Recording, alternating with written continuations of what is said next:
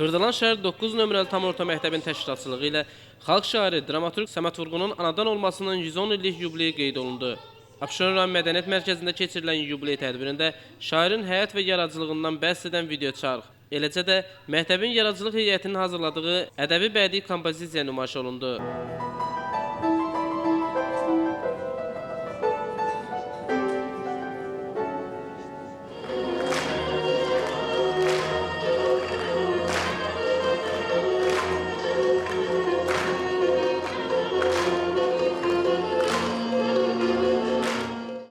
Diqqətə çatdırıldı ki, Səməd Vurğunun mənsub olduğu xalqın dilinin və poeziyasının mənəvi pasportudur. Ədəbiyyatımızın qızıl fondunu bənzəyən şairin əsərlərində xalqın müdrikliyi, qədim tarixi öz əksini tapıb.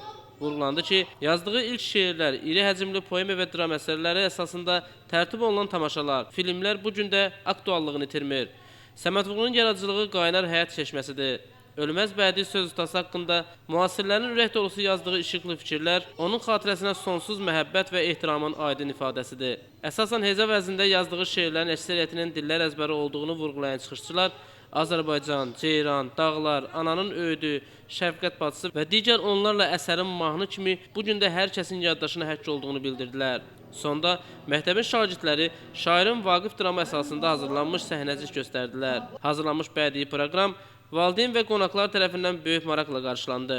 Yaxşı, gələr götür bu inadından, bu qədər naşükür olmasın insan. Aldada bilməmiş dünyanın varı, bir məslə eşqi ilə yaşayanları.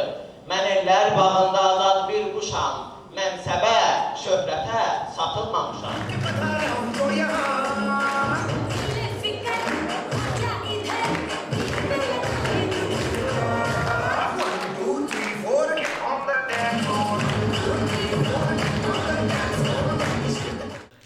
Nizam Rəsulov, Kamil Quliyev, Dünya TV.